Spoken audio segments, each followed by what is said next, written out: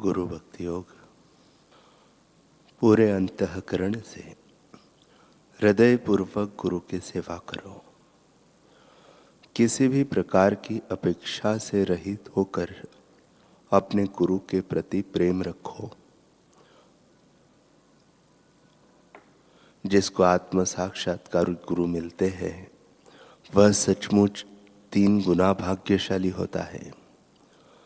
अपने गुरु की क्षतियां यानी दोष न देखो, अपनी क्षतियों को देखो और उन्हें दूर करने के लिए ईश्वर से प्रार्थना करो। जिनके सानिध्य में आपको आध्यात्मिक उन्नति महसूस हो, जिनके वक्तव्यों से आपको प्रेरणा मिले, जो आपके संशयों को दूर कर सके, जो काम, क्रोध, लोभ से मुक्त हो, जो निस्वार्थ हो, प्रेम बरसाने वाले हो, जो अहंकार से मुक्त हो, जिनके व्यवहार में गीता, भागवत, उपनिषदों का ज्ञान छलकता हो, जिन्होंने प्रभु नाम की प्याऊ लगाई हो, उन्हें आप गुरु करना। ऐसे जागृत महापुरुष के शरण की खोज करना। गुरु के पास जाने के लिए आप योग्य अधिकारी होने चाहिए। आप में वैराग्य की भावना, विवेक, गांभीर्य, आत्म संयम एवं सदाचार जैसे गुण होने चाहिए। श्री उड़िया बाबा जी संतों के संग और सत्संग से उनको सिद्धियों और चमत्कारों की चकाचौंध से हटाकर परमार्थ की खोज में लगा दिया। जब चतुर्मास समाप्त हुआ तब वे गंगा जी के किनारे किनारे पश्चिम की ओर चल पड़े। परमार्थ प्राप्ति की उत्कंठा ने आपको बहुत ही बेचैन कर दिया था। कभी कभी तो केवल मील 2 मील चलकर ही आप दिन भर जंगल में पड़े रहते थे। इस प्रकार धीरे धीरे 5-6 मास में आप प्रयाग पहुंचे। वहां दारागंज के पास एकांत स्थान में एक मंदिर के पीछे छोटी सी कुटी थी। वह स्थान बहुत गंदा था, इसलिए वहां कोई आता जाता नहीं था।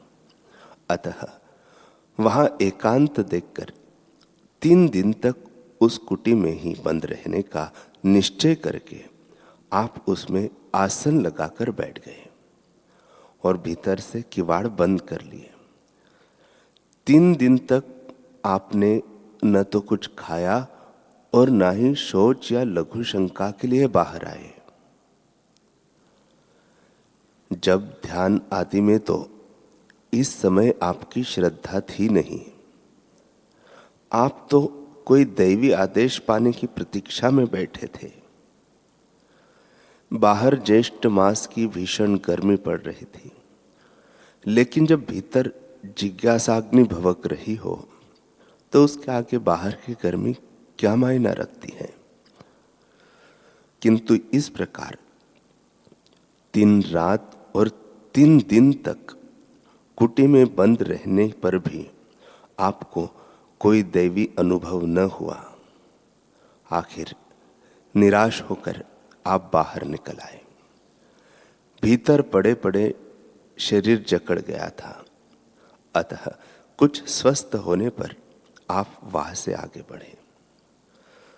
रास्ते में जहां जहां संत महात्मा भी मिलते रहे, किंतु आपकी श्रद्धा को कहीं भी उचित आश्रय न मिला।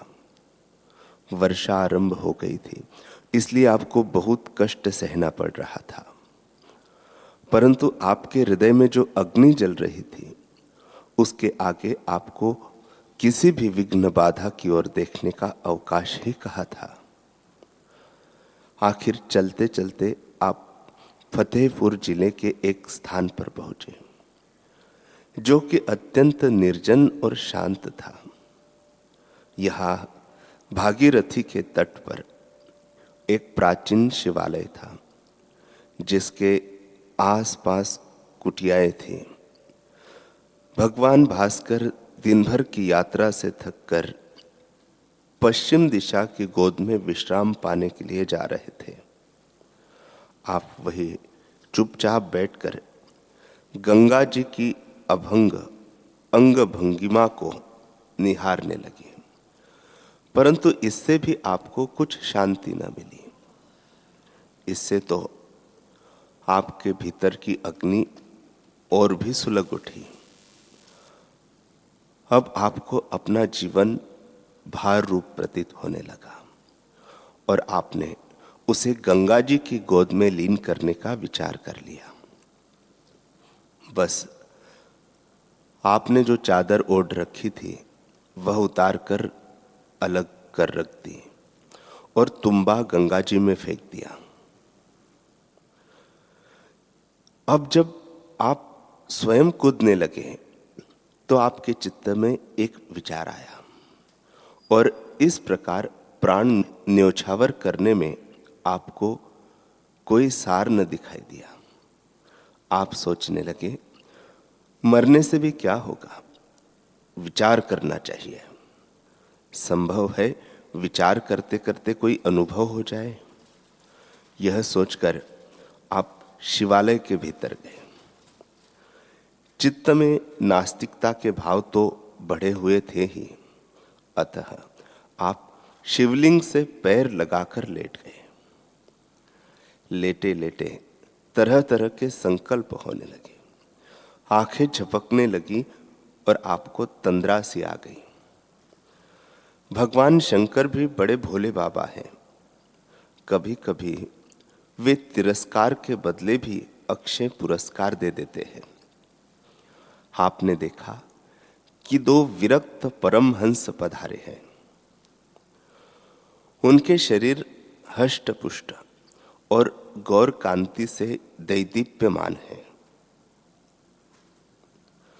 उनके शरीर पर दिव्य तेजोमय काशाय वस्त्र, उन्नत और विशाल भाल पर स्वच्छ भस्म तथा कंठ में रुद्राक्ष की माला और हाथ में कमंडलु सुशोभित है। मानो साक्षात नर नारायण ही आपको भवबंधन से मुक्त करने के लिए पधारे हो। उन्हें देखकर आप खड़े हो गए और उनसे सृष्टि तत्व के विषय में प्रश्न करने लगे। आप जो भी प्रश्न पूछते उसका वे बड़ा समाधानकारक उत्तर देते। यह क्रम बड़ी देर तक चलता रहा। धीरे धीरे एक एक करके आपकी सारी उलझनें सुलझ गई। अंत में उन्होंने आपको 2 श्लोक याद रखने को कहा। नेति नेतिति नेतिति शोषितः यत् परम पदम निराकर्तुम अशक्यत्वाम तदस्मिति सुखी भव। यह नहीं है, यह नहीं है, यह नहीं है। इस प्रकार स्थूल, सूक्ष्म और कारण प्रपंच का निषेध करने पर जो निषेध करने के अयोग्य परम पद शेष रहता है वही मैं हूं, ऐसा जानकर सुखी हो जा। जड़ताम वर्जयित्वेताम शीलाया हृदयञ्च अमरस्कम महाबाहो तन्मयो भव सर्वदा। इस अज्ञान रूपी जड़ता को त्याग कर जो शिला के हृदय के समान घनीभूता अमनस करता है, सर्वदा तद्रूप अथवा शुद्ध चिन्मय होकर उसमें स्थित हो रहो। आप सब प्रकार के से स्वस्थ हो गए। आपकी सब शंकाएं निवृत्त हो गई और हृदय की ग्रंथि खुल गई। अब आपको सारा दृश्य अपनी ही दृष्टि का विलास मात्र दिखने लगा। ऐसा अनुभव होने लगा मानो सारा दृश्य शून्य रूप है, इसका कोई आधार नहीं है। इस शून्य शून्य से विलक्षण इसका आधारभूत एकमात्र मैं ही अखंड रूप परिपूर्ण तत्व हूँ। मुझसे भिन्न और कुछ नहीं है, नहीं है।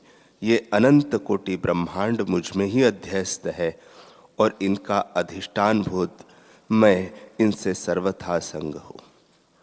यह अनुभव इतना स्पष्ट था मानो आप खुले नेत्रों से देख रहे हो। इससे आपके चित्त को पूर्ण शांति और कृतज्ञता का अनुभव हुआ। ऐसा जान पड़ा मानो मैं ही संपूर्ण ब्रह्मांड का सर्वभौम सम्राट हूँ। इस प्रकार आपकी सारी दीनता और बेचैनी दूर हो गई और आप वास्तव में ही पूर्णानंद स्वरूप हो।